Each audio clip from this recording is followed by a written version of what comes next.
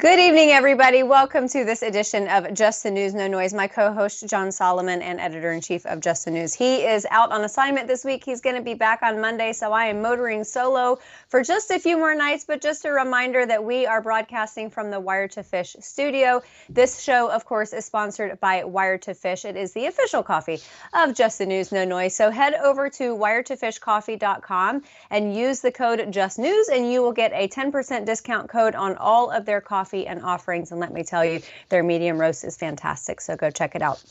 All right, everybody. Many people in this country last night watched with sorrow and terror as that American Airlines commercial flight collided with the Black Hawk helicopter into an airport that I frequent, on an airline that I frequent, American Airlines into Reagan. And we, of course, are hearing news as it breaks every moment. But President Trump spoke about it earlier today, and here's what he had to say. This was a dark and excruciating night in our nation's capital and in our nation's history, and a tragedy of terrible proportions. As one nation, we grieve for every precious soul that has been taken from us so suddenly, and we are a country of, really, we are in mourning. This is really shaken a lot of people, including people, very sadly, from other nations who were on the flight.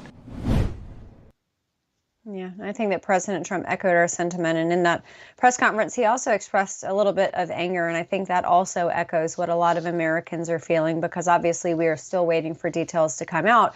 But when you consider the injection of woke culture into practically every institution in Washington, including the FAA, then you are not necessarily surprised when problems erupt. And then I want to show you this clip of Secretary Pete Hegseth and his comments on what happened and if it was avoidable. We first and foremost, from the Defense Department, want to pass our condolences to the 64 souls and their families that were affected by this. Never should happen. And certainly the three service members, the three soldiers, a young captain, staff sergeant, and a CW2, Chief Warrant Officer, on a routine annual retraining of night flights on a standard corridor for a continuity of government mission. The military does dangerous things. It does routine things on the regular basis. Tragically, last night, a mistake was made.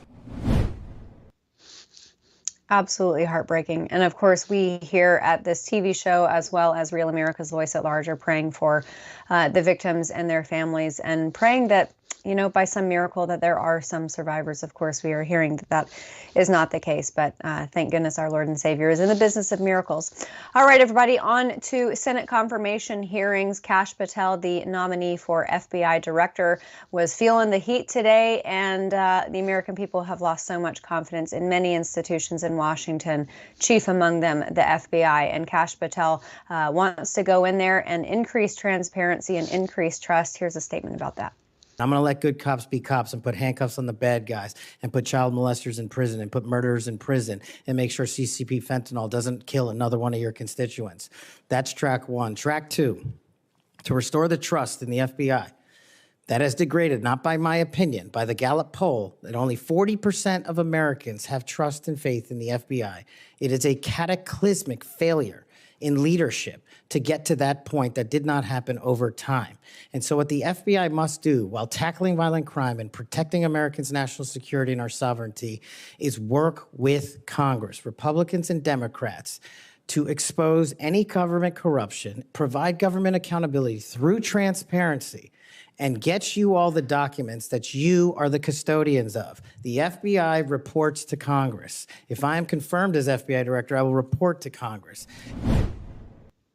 I think that a lot of us, lost in all of the drama surrounding the FBI and the former director, Christopher Wray, sometimes it gets lost that the FBI they're cops. They're supposed to be doing cop work. And it seems like Kash Patel certainly would like to see that happen at the FBI under his tenure. All right. One more clip for you from the confirmation hearings from former Congresswoman Tulsi Gabbard, who is up for D&I. And she, boy, she had fire to bring. Here it is. Before I close, I want to warn the American people who are watching at home. You may hear lies and smears in this hearing that'll challenge my loyalty to and my love for our country. Those who oppose my nomination imply that I am loyal to something or someone other than God, my own conscience, and the Constitution of the United States.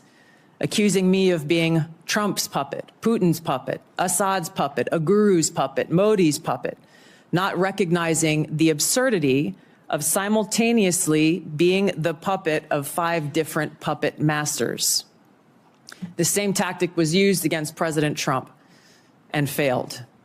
The American people elected President Trump with a decisive victory and mandate for change.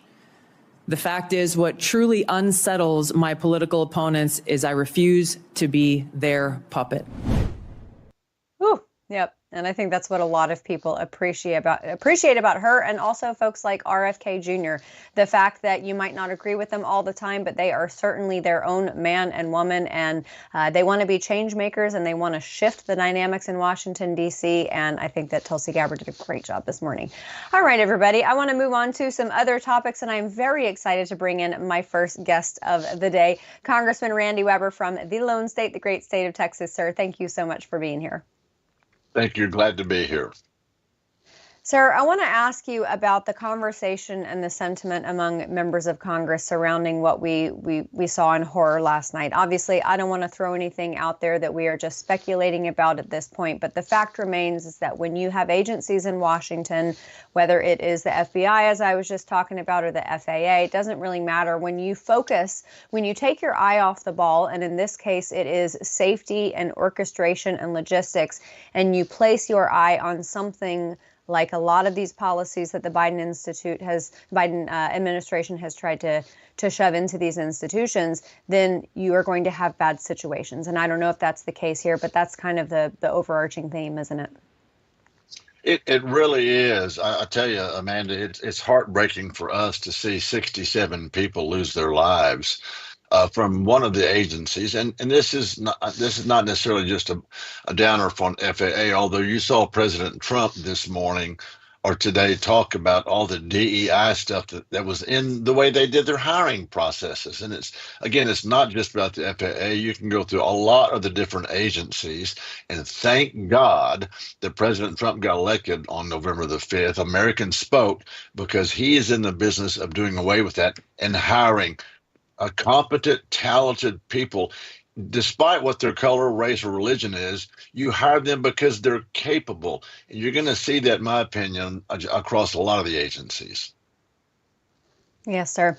And I know that you serve on a number of committees, but one of them has to do with transportation and technology. And this feels like a moment where we are going to have to evolve a lot, and not necessarily just the hiring practices, but some of the MOs within the FAA, some of the regulations, some of the rules of operation. Do you foresee that happening coming down the road? I really do. I mean, Donald Trump tells people what he's going to do, and he's a business guy, and he will get in there. He will roll up his sleeves. He's going to hire people like Tulsi Gabbard, like Pete, like Kash Patel, because they're educated. They can do this. And let me just quickly say about Tulsi. I served with Tulsi Gabbard. She came in with me in 2013. She is real. She's dedicated. She doesn't take any guff. She's going to tell it like it is. She sticks to her values and morals, of which she has. And when she says that American people pay attention, this is what's needed in the agencies, she's exactly correct. This is what's needed in the government. And I'm glad that she's getting in there. Absolutely. And let's stay on that for a moment, because lest we forget her name appearing on the no-fly list, she is exactly the type of person who has felt the weight of agencies like that. And it takes an extreme amount of responsibility to serve as our Director of National Intelligence. So it feels to me like she is a great person to know exactly the responsibility that she might potentially, if confirmed, be handed, and how to use it responsibly. Well, I should have said, with all the glowing attributes of her, how loyal and upfront she is. She's smart as a whip. She really is. Yeah, absolutely. I can't wait to see how the rest of this shakes out. I want to also ask you about Kash Patel this morning. Boy, he did not hold back, and I think it was Senator Tom Tillis who had a bingo card with all of the buzzwords that they felt would be likely used in the language of Democrats when trying to cast aspersions on Kash. Yeah. Do you think Kash did well, and what do you think the results of this confirmation vote will be when it comes? No, I did think he did well. Absolutely. When he said, you just played a clip. Thank you all. I so appreciate you all showing the American public this. When he said, we're going to get cops to go get the bad guys, basically, I'm paraphrasing.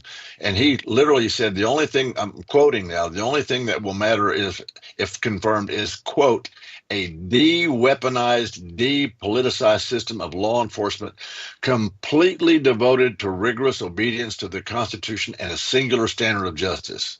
End quote. We haven't had that, Amanda. I know you know that. The American public knows that. And thank God we've got somebody that recognizes this is what we need. Oh, boy, we have not had that. I mean, and it goes from the top down. And when you have to question whether our system of justice can be fair-handed in dealing with a former and now present president, then Right. You know you got problems when it comes to trust and transparency. Sir, I want to move on to something that I know sorely affects your state, the state of Texas, and that is illegal immigration. I think that it is poignant and important that President Trump's first legislation that he signed into law was the Laken Riley Act. Immigration has been a huge part of his campaign throughout his entire time in public political life. How significant is it that it was his first piece of legislation, and what tone does it set for legislation going forward on border? Well, it sets a great tone for legislation going forward. I'll take those in reverse. But for Texas, that's extremely important. The United States and Mexico have about 1,960 or so miles of border, and Texas has almost 2,000 miles of that border. I'm sorry, almost 2/3 of that border, which would be like 1,200 miles. So for us, we see a lot of illegals come along. When I was across the border, when I was vice chairman, we saw that even in 2009, 2012. Trump has said, and I think this is why he got all the vote November the 5th. And let me just do a little aside for you real quick. Remember, Hillary Clinton called us a bunch of deplorables. If you remember that, when she ran, she called us all deplorables. Well, she found out November the 5th there was more deplorables than she counted on. And thank God for that. Trump is securing the border. My heart just leaps with joy when I see them in these sanctuary cities and taking these people, putting them in vans and getting them gone. You know, he's already had run-ins with some of the officials of these other countries. They don't want to take them back. He's going to stick to his word. He's going to get it done. In Texas, it's a big deal. The Texas legislature, which I was part of, we spent $200 million on the border when I was there, plus some. And what you're seeing now is Texas spend billions of dollars. People have woken up. I think we're going to get the wall back. We're going to stop this catch and release. We're going to re-affect the Maine and Mexico policy. Good things are going to happen with President Trump at the wheel.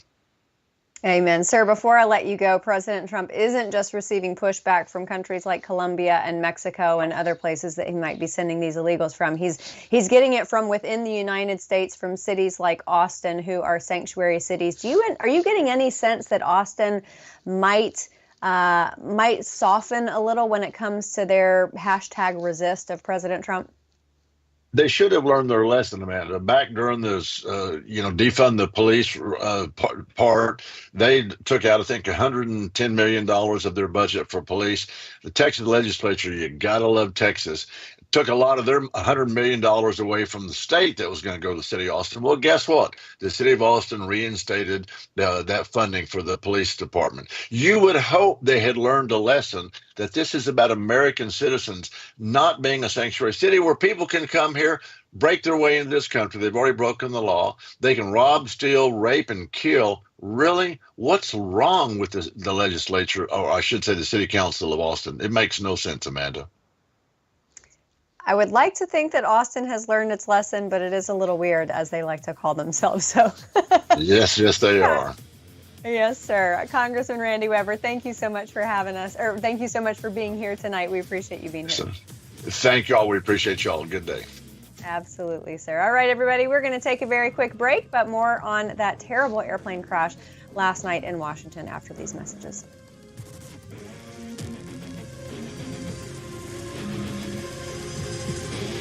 Hey folks, did you know that American homeowners have over $32 trillion in equity? That's an amazing figure, but you know the bad news? Criminals are targeting it with a growing scam the FBI calls house stealing. Scammers can transfer your title right out of your name using a one-page document they file at the county.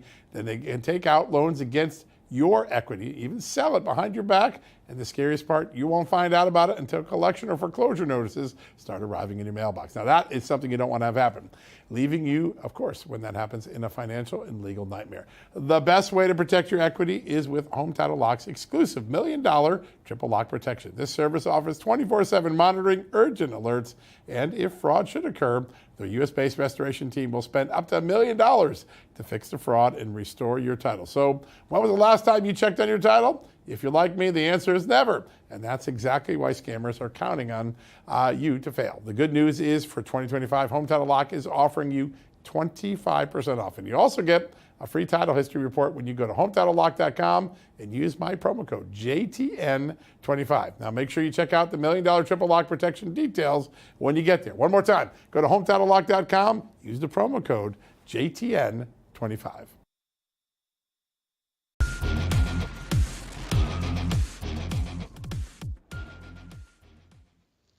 Welcome back, everybody. We are, of course, not even 24 hours out from that horrible mid-landing crash between the American Airlines commercial flight and the Black Hawk helicopter, and still so many answers to get. Obviously, there will be investigations. There will probably be interrogations, but we can at least chat with some people who know a little bit about this in the meantime. And for this block, I'm excited to bring in corporate airline pilot. He is also the director of law enforcement over at Byrna, one of my favorite companies, Joshua Sherrard. Joshua, thanks so much for being here. Yeah, thanks for having me, Amanda. You know, we all watched with horror as this happened. And I think for many Americans, the general sentiment was, how does this happen in the United States? Because there are so many safety systems. There are so many guardrails. There are so many systems of redundancy to make sure things like this don't happen. What do you think this all boils down to? Well, and in an instance like this, sometimes it's those systems and it's the redundancy and it's the complexity of those systems that create this sense of complacency with all parties involved. You know, one of the things we say in aviation is it takes two people to collide and only one person to avoid. And that's what we're seeing here today, I think, unfortunately. So really, as a pilot, I'm taking a real critical look with the information that we have available, a real critical look at exactly what we know and how we can make sure that this doesn't happen again.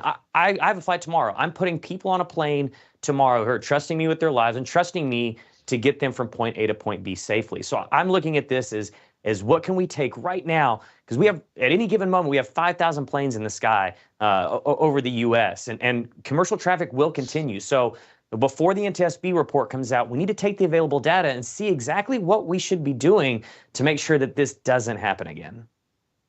Yeah, and I always think it is a logistical miracle, frankly, that this doesn't happen more often, because if you look at one of those tail trackers and all the crisscrossing flights across this country, it's pretty amazing to see. I want to ask you, though, as a commercial airline pilot, put us in the cockpit. It seems to me that this American Airlines flight, from what we have heard, they were cleared for landing. They had been assigned a runway, and they were moving perfectly along their course. Do you think they even saw this helicopter coming? Unfortunately, I don't. So if we back it up just a minute or a few seconds, you know, the American Airlines had been cleared for the Mount Vernon 1 visual approach. And what it looks like, and the preliminary data I'm getting and reports I'm getting, is that initially they were going to be landing on runway 1, and then they switched them to runway 33. And any time that there's kind of a last minute runway change, it becomes even more task saturating, because now one of the pilots is focusing on switching frequencies and doing things with the avionics in the cockpit to prepare for that switch in landing. So now we're looking at switching runways. And once again, it's a visual approach. It was a very clear night. It was probably fairly easy to see the airport and the runway. I'm sure these pilots have done this before. So they're looking at the runway as well. So on that visual approach, they're starting to line up on runway 33. As they start their descent, their final descent, At 400 feet, you are mere seconds away from hitting tarmac. So all of your focus is 100% on your glide path, on making sure you're aligned with the runway, your speed is correct. There's so many factors that they're focusing on right at that minute. And even if they heard or they saw the traffic or they saw the traffic on their TCAS, it's not uncommon to get those traffic alerts because you're in a terminal area. You're in such a congested area there in DC, and you're really relying on ATC to keep you separated. Now, I don't want to shift the blame over to ATC either. Those controllers saw those two aircraft getting close to each other, which is why we've already heard that controller ask Pat 25, ask that Army Black Hawk, do you have that aircraft in sight? At which point he confirms that he does. In a visual scenario like that, the ATC only has limited data too, and when he asks if they can see each other, he's assuming that that aircraft can see the other one and can avoid them. Now, whether or not the aircraft, the Army Black Hawk saw the correct plane or saw the correct CRJ, but just couldn't decipher based on position lights and landing light exactly what their direction of travel was, that is yet to come and what we really don't know. So we're really looking at, a few split seconds of having to make those decisions and trying to extrapolate exactly the best course of action. When an air traffic controller asks a pilot, do you have a visual on this? Do you have a sight line? Once that pilot says yes, does that allow them to move on to something else, or do they still keep an eye on that? They're still going to keep an eye on it, but really that's that traffic, that's that controller taking, I don't want to say taking the burden off themselves, but it's really making sure that he doesn't need to give further instructions. If that Army Black Hawk were to have said, no, we have, no joy, we don't have a visual on that aircraft, it's likely that that the controller may have given, escape maneuvers or may have given vectors or some sort of direction to one of the aircraft to say, hey, I need you to, CRJ, American Airlines, I need you to go around, or Army Black Hawk turn 090 immediately. But once he gets that affirmative response that he has him in sight, he's assuming Black Hawks are fairly maneuverable. Yeah, I mean, they can't turn on a dime, but he's assuming that those airplanes can keep some kind of visual separation. So Joshua, all right, so on one hand, the Black Hawk pilot says, yes, we have a visual. They also are seeing the trajectory of this American Airlines flight, so they can kind of at least visually direct its path. On the other hand, what we initially heard was that they were flying in dark mode, that they did not have their transponder on and activated. Do those two things collide when it comes to what ultimately ended up happening? The fact that they did have the visual, but they also didn't have all of their instruments. One of the biggest questions I had is exactly what those American Airlines pilots could see through their avionics in the cockpit. So, as you stated, military aircraft in the U.S. airspace are not required under most circumstances or certain circumstances to broadcast via ADS-B, the system that allows aircraft all over the place to see each other through their avionics. They broadcast on Mode S, which is a different system. Now, Mode S can be seen by air traffic controllers, but I commonly, flying throughout the U.S., flying near bases all the time, will hear military traffic on the radio, but I can't see them on any of my devices that would normally show me that data. So I'm trusting that air traffic control is keeping us separated and that they're flying in a completely different corridor. So I'm interested to see if those American Airlines pilots were even able to detect on their scope, on their ADS-B, on their radar, so to speak, the Black Hawk, to give them an indication that they were on a collision course. It's just heartbreaking. And I just, for that air traffic controller who switched the runway from runway 1 to runway 33, obviously it's not any one person's fault, but I can imagine just how horrible this entire situation is for everyone involved. Obviously, there will be new guidelines. There will be changes made to protocol. As far as what consumers will feel on commercial airlines, do you anticipate that air traffic will be reduced as a result of this? Do you think there will be any changes like that the American people or people flying commercially will feel? I'm sure we're going to see, a slight blip in commercial traffic over the next, few days and maybe possibly weeks. But it's so important for, the flying public, those out flying every day, to understand that this is a 1 in a million, 1 in 100 million chance that happened. And while it's unfortunate, and while people are going to be quick to place blame. It's one of those things where it's very, very difficult to say that there's a way to regulate this by policy, to say that there's, without just hindering other operations. This is the type of operation that happens hundreds of times every day throughout the U.S. And we have the most professional, the biggest experts as controllers here in the U.S. I've flown abroad, and I can tell you that our controllers here are literally second to none. So, it's one of those things where the flying public should be very assured that this is not a common occurrence, and it's very, very, very unlikely to happen. Air travel is still and will continue to be the safest means of transportation in the world. Yeah. And I hear you, I really do. But in a few days, I'm going to be flying into Reagan. And, I've seen the data, I know the statistics, but I'm human and I'm fallible. And that, it does completely give me pause. understandable. But as you said, these are the most capable human beings on the planet, and they do their best every day to protect us and keep us safe.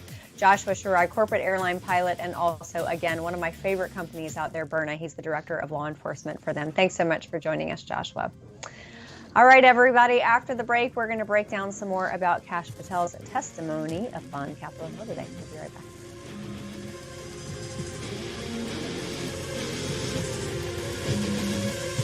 Hey, it's a new day in America and a new administration in Washington, D.C. There's a lot of excitement and optimism about the future, but the reality is there's a lot of work to do as well, especially when it comes to fixing our broken healthcare system.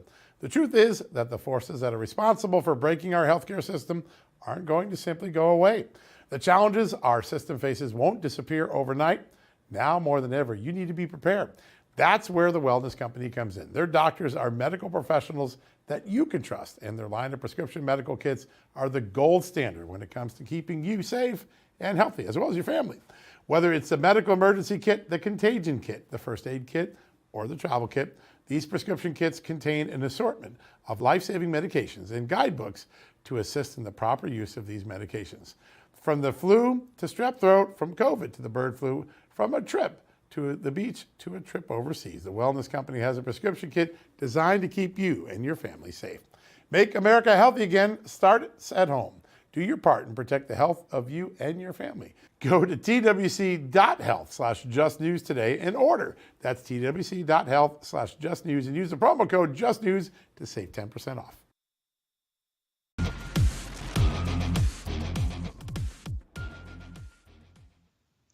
Welcome back, everybody. Distrust for the American people towards the FBI, I think, is at an all-time low. In fact, I think if you asked a sample of 100 Americans scattered across this country, the organizations and entities that they distrusted the most, I would imagine FBI would be at the top. IRS might be a very, very close second.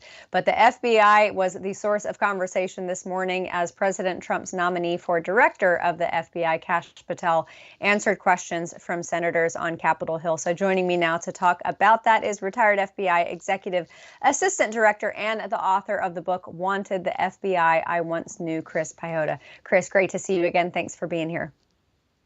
Good evening, Amanda. Pleasure to be with you and your audience again. It's an honor to have you here. And, Kash had some very, very aggressive and bellicose questioning from Democrats.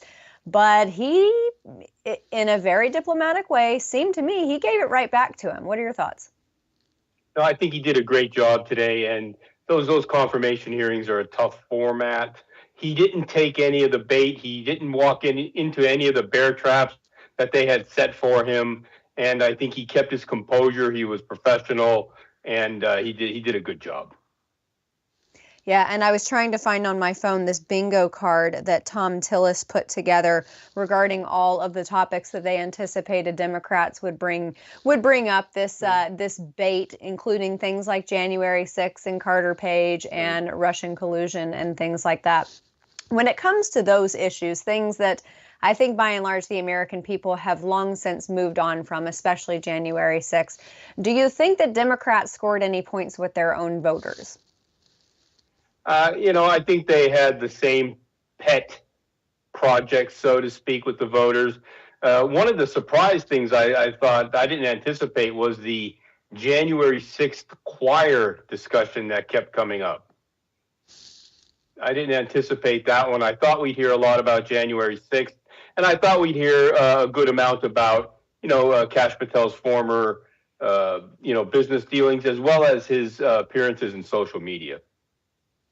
Yeah, and there was plenty of baiting to go around. And as you and I were just talking about before we came to air, Senator Adam Schiff, it's so weird to call him that. And I would love to hear how the United States Senate is feeling about him moving over to that house.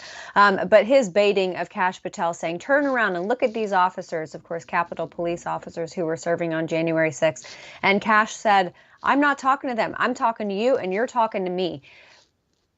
There was so much grandstanding done by Adam Schiff, and it didn't seem to rattle him at all. Did you see any moments where Kash seemed like he was rattled or maybe knocked off kilter a little, anything like that? No, I think he did not succumb to the political theater, and he stayed out of the histrionics. A few times he provided responses to, I think he had to protect his territory a little bit, which he did well. And again, I think he did well today, and I don't think he harmed any of his chances. In fact, I think he might have enhanced some of his chances of confirmation today.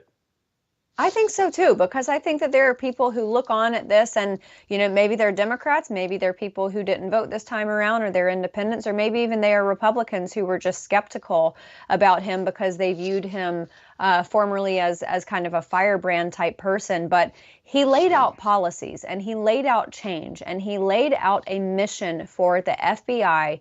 And among those things, it was to increase transparency, to reduce the politicization that the American people, I think that probably has been the supreme concern for the American people. Do you think that he got his message across well when it comes to the politicization aspect of it, especially when he was asked if there would be any retribution firings?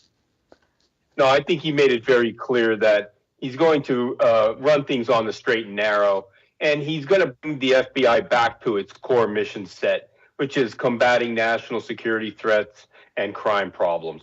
He's going to try to shave away some of the peripheral distractions that the FBI leadership has allowed to creep in over the years. And I think he's going to bring a new focus and set of objectives to the FBI that will bring it back to where it's supposed to be.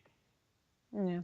There were a few buzzworthy conversations and topics, one of which was Jeffrey Epstein and his associates and his customers. And this is something that a lot of people have raised the point that we still don't know the people who paid for his services. And I would imagine that that is on purpose because many of them reside within the Beltway. But Kash Patel spoke about this a little bit. Do you think the American people have a right to know the names of these people, first of all?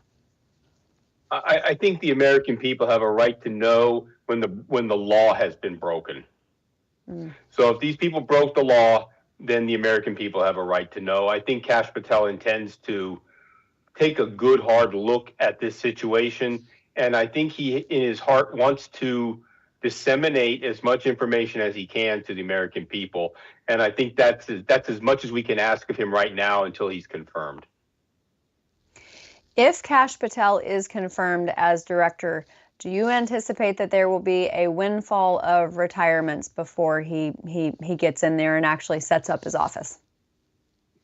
I think there will be some folks who will leave. And I also think there will be some folks that'll wait and see how things go. But there are probably people who were loyalists to the last director and senior leadership. They'll probably filter out when he arrives, or maybe even before, depending on the timeline. So we'll see some people retire, and we'll see some people move on, I'm sure. Oh, well, bye. You out with the old, in with the new. You know what? I think it'll be a good thing.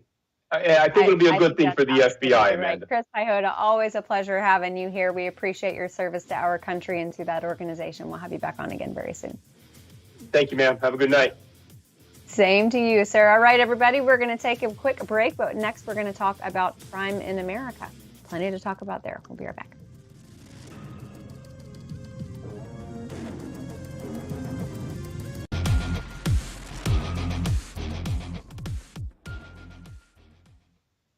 Welcome back, everybody. There is a relatively new crime, or it may be new on your radar, called house stealing, and you would not believe how easy it is to be a victim or to perpetrate this crime. So I'm very excited to bring on my next guest. Joining me now is former FBI Supervisory Special Agent and Senior Advisor for Home Title Lock, Art Fitzenmeyer. Art, great to see you again, sir. Thank you for being here.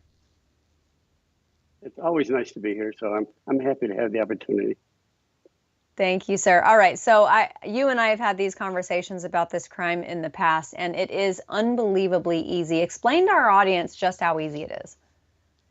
Well, I thought I'd start out differently this time with a little 3-question quiz for you and especially for your viewers. It would be question number 1 would be, do you know what your title looks like or your deed? And number 2 would be, yeah, see, exactly. And it would be, do you know where your title is? And the last one would be, can you tell me when you last saw your title? And the answer to all those, most people is going to be 0, 0, 0, and you get 100% of wrong answers or no answers, quite frankly. Most people say they don't know. They'll say, title, I think it was one of those documents in those 300 pages I initialed when I bought the house 12 years ago. So they have no idea. And the answer is, do you know where it is, well, they don't. And the title is actually in the county recorder's office. That's a legal document that identifies who the owner of record is. Hopefully, it's your name right now. The title thieves know the answers that you gave to those 3 questions are exactly what they're depending on as they move forward to steal not your house. They don't want the building. They want the equity that it represents. And so they can, at this day and age, in AI and photoshopping, the documents in the county recorder's office are public records. That means they can go get one, or sometimes in the digital age, get it online. And when they get it, they can change the document so that it looks like you're not the owner, they are. So that document that's a legal document about your house in the county recorder's office now has a new owner. And as soon as they file that, they'll go out and start taking out loans as quickly as they can.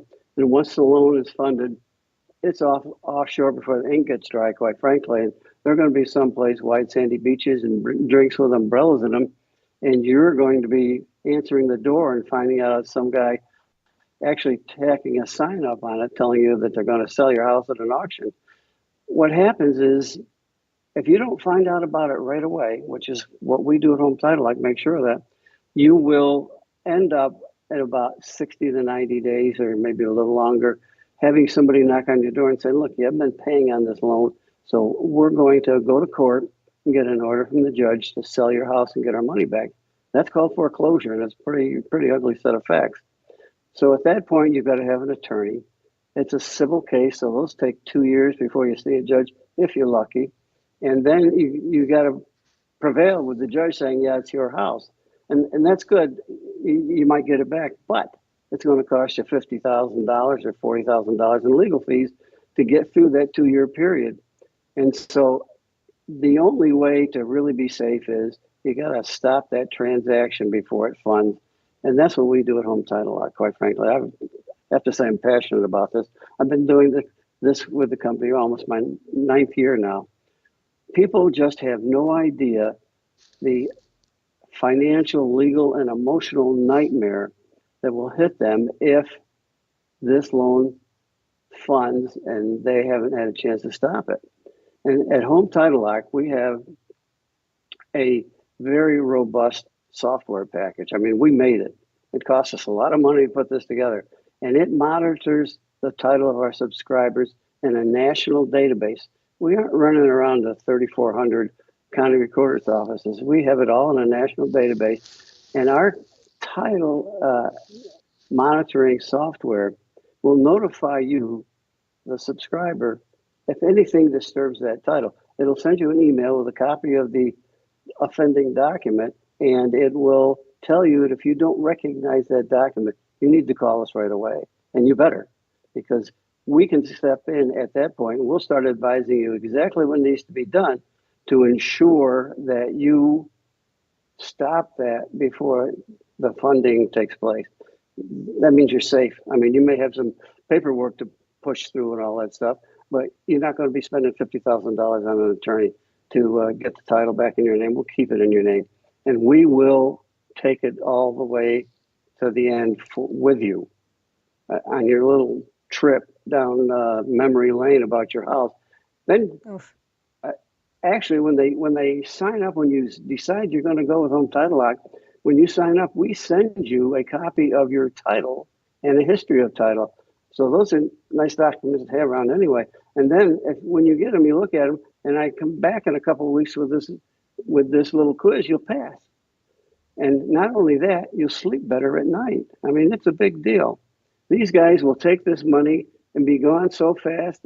They'll be on white sandy beaches, drinks and umbrellas in them, and you're going to be paying $800 an hour for an attorney to represent you in court. So it's very important if you own a home or property, you can protect it. And look, it's, I always say it's pennies a day, and I get this raised eyebrow, what do you mean? Well, if you were to skip your designer drive-through coffee one day a week, you would be able to pay for a year's coverage in Home Title Lock. Actually, it's $199. And you'd have money left over for a tank or two of gas. Well, maybe a tank in California where I live, but you would have a lot of time to figure out what's going on as well. I mean, you don't want to be sitting there and have a bill collector showing up at your front door. And the way to do that is to put yourself in a position that you'll know before anything happens that somebody's going to tell you it's happening. And then our restoration people, look, these are, I call them platinum quality people. And I can tell people, I know, I did all the backgrounds on these people. These people are special. And they eat, sleep, and live just like I do. And they see all this stuff every day. They've heard it all and seen it all. And quite frankly, unfortunately, we get people who call in who couldn't answer those three questions, and they're already in the soup. And there's no big answer then at that point. I mean, we can tell them, I hate to tell you this, but you better get an attorney, because unless we're in it to stop it, then we really can't do much for you at that point. I mean, right. The old saying is the horse is out of the barn or something like that. And that's the case. By the time you call us with a problem, the money's gone. And that's right. You are on the hook, and try to get, people say, well, geez, I can get it back. I got $50,000. I can take the money out of my house. There's your first problem. You're in foreclosure. You aren't going to get a dime. So it's ruined things going forward. Essentially for years, foreclosure is not a listing you want to see in your credit record to start with. Right. I mean, if you go to Home Title Lock right now and sign up, you'll have coverage starting tonight. Fantastic. And as you said, I mean, this is not just a financial nightmare. It's a legal nightmare. It is an emotional nightmare for you and your family and everyone in the process. So everybody go over to HometitleLock.com and use their promo code JTN25. That's our promo code. And you'll get 25% off. Make sure you check out the $1 million triple lock protection details when you get over there. Art Fitzenmeyer, former FBI supervisory special agent and the senior advisor over there at Home Title Lock.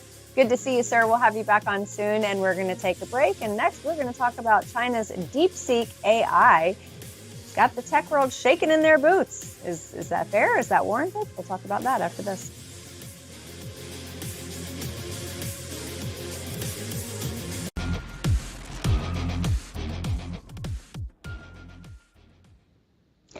Welcome back, everybody. You have probably heard, if you have been paying attention to stocks, particularly within the tech world, this announcement by China of DeepSeek and open AI technology. And I am very excited to bring in my guest because he's going to help me pick all of this apart. Is it a concern for us? Is it not? Is China lying? Probably, at least a little bit. Director of Policy for NetChoice, Patrick Hedger. Patrick, thanks so much for being here.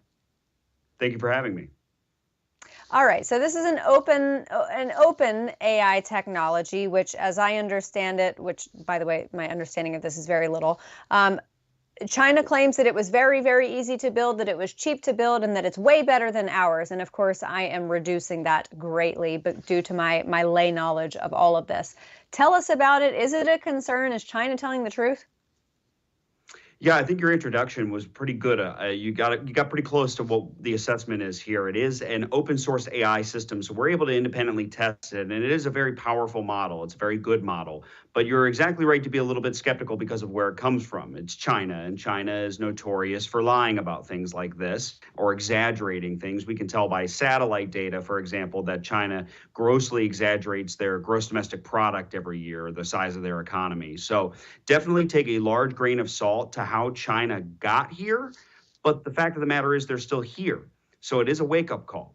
And we have to continue to stay a couple steps ahead because we thought we were much further ahead of China than apparently we are. And even if they got there through nefarious means, through corporate espionage or what have you, they've got this technology, they're able to produce this technology. And that's why we need to be investing in this technology and the entrepreneurs and innovation here in the United States in this great power competition that continues to emerge.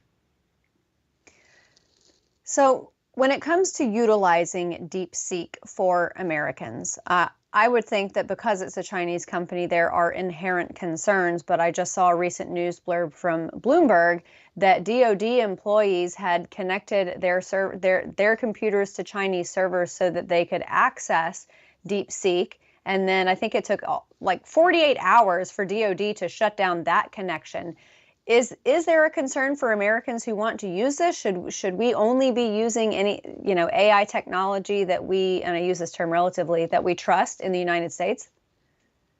Yeah, cybersecurity and data security is incredibly important. And this is somewhere where Congress has dropped the ball. We really need some sort of national privacy framework, national data security framework, because right now what we're seeing is that a lot of states are trying to rush and fill that void. And what we're creating is like a patchwork of 50 different privacy bills that sometimes conflict with one another. And then you have different standards at the federal level, different standards among companies. So it's best to have sort of a national framework that we can work with, and Congress needs to step up to the plate, and hopefully that's something that we can get done in a way that still promotes innovation with control of both the House and the Senate and the Trump administration all being hopefully allied on this issue. We can get a good pro-innovation policy framework in place to kind of cut down on confusion and put in place a good data privacy and data security standard that all Americans can live under and that we can innovate under with clear rules of the road. All right, so as we are moving very rapidly along this road of technology and AI, I got to ask you about this Stargate project. This is something that's got $500 billion worth of investment behind it to, as I understand it, build infrastructure to support this booming technology. Tell us about it. Yeah, what's really exciting about this is that we're talking about $500 billion, and we're not talking about tax dollars. We're talking about private investment. And it's also very encouraging to see that the Trump administration took time. I mean, this was within the first 48 hours of Trump taking office, that President Trump took the time to work with these tech CEOs to announce this huge investment in the United States and in new technology. The Biden administration, by contrast, was allergic to this kind of investment and this type of innovation, and was actively attacking American tech companies, even going so far as to cooperate with foreign governments to undermine U.S. technology companies. This is a really encouraging sign early on that the Trump administration was willing to be a part of this and encourage this. And I think you're going to see a lot more private investment from the tech sector come off the sidelines and realize, hey, the water's warming up a little bit from the frigid temperatures of the Biden administration. Is it enough? And sorry, we only have 30 seconds left. Is it enough? Does there need to be more like these projects like Stargate?